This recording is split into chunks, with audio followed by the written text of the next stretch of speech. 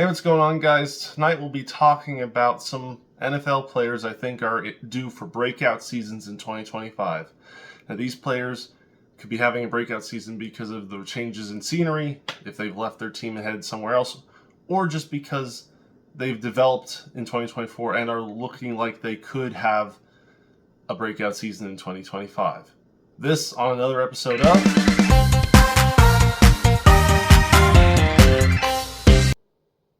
So, the first one I have here is Jaylen Warren. Now, Warren is currently probably the running back number one on the Pittsburgh Steelers. Of course, this take is the most easily foilable because if the Steelers draft a running back, this could all go away pretty quickly. But as it stands right now, he's our RB1, and on a team like the Pittsburgh Steelers, running backs are very important. Now, he's shown flashes in the past few seasons. He's been very good when given the opportunities to run. And as long as the Steelers don't bring in any competition, I could see him having a breakout year. Along with him, we have Najee Harris. Now, Najee Harris moved to the Chargers, and I think he's a prime example of someone going somewhere else and potentially having a breakout season because of how much potential he still has. We saw some flashes with the Steelers, but he was never truly effective in that system. But in Harbaugh's system out there in LA on the Chargers, I think he has a lot of potential to be really great.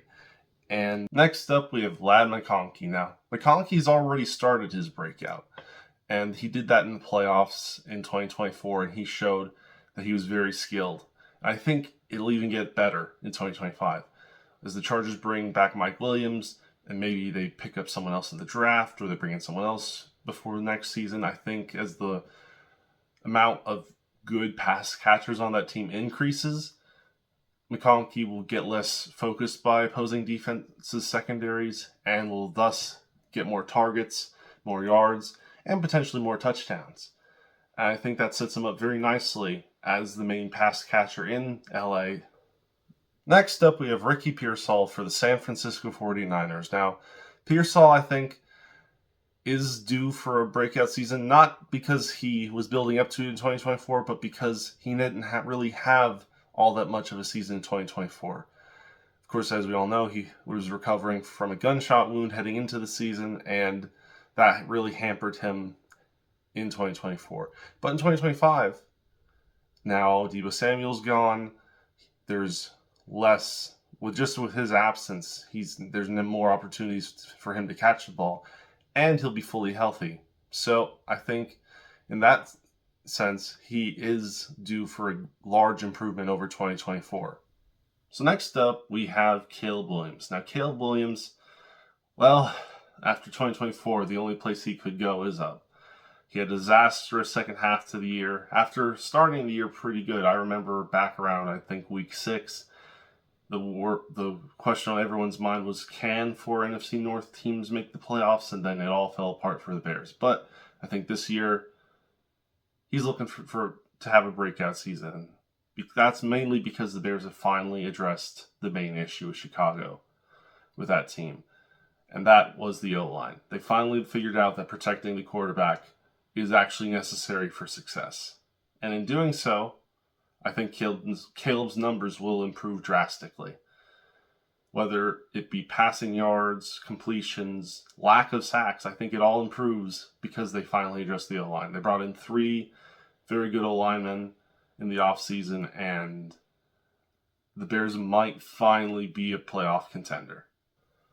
So next up, we have Jared Verse. Now, Jared Verse, I know, just won Defensive Rookie of the Year, and that in itself is already a breakout. But I think he can get even better. He was very high in the number of QB pressures he got. He just didn't turn that many into sacks. And if he starts turning more of them into sacks, I think that he can be an even greater disruptor on that defensive line for the Rams. This will be his second year with the Rams, the second year of that fearsome foursome up front between Kobe Turner, Byron Young, Braden Fisk, and himself. And that quartet of people up front, and now with the addition of Poona Ford, I think Jared Verse is in for a great 2025, and I think his numbers will improve drastically. So next up, we have Drake May. Now, Drake May with the Patriots, I think he actually showed the Patriots fans everything they wanted to see in 2024, even though they didn't have that good of a campaign. And I think that was definitely because of how bad that team was overall in composition. So that means the only place to go for that team is up. But that's what we're talking about. We're talking about Drake May.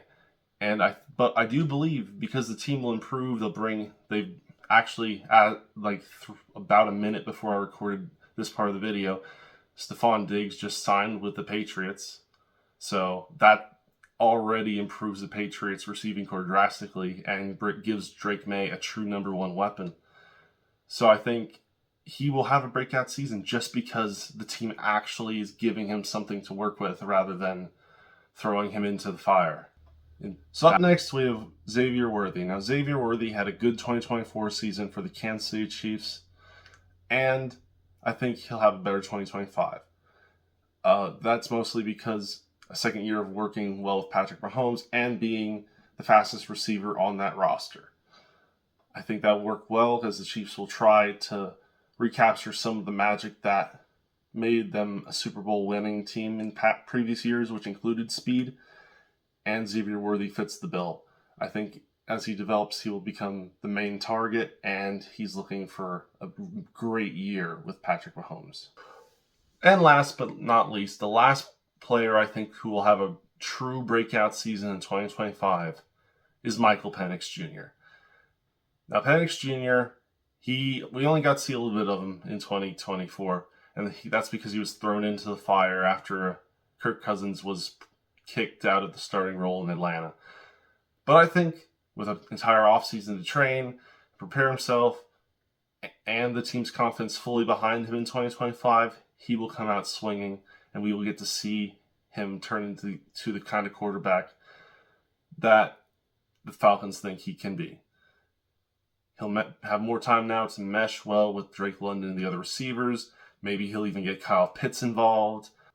But I think heading into 2025, Michael Penix Jr. will have a great season, and the Falcons will be very happy they made the decision to get rid of Kirk Cousins and put Michael Penix in charge. With that being said, guys, if you agree with anything I've said, please like, subscribe, comment down below, share, and I hope to see you again. Thanks for watching.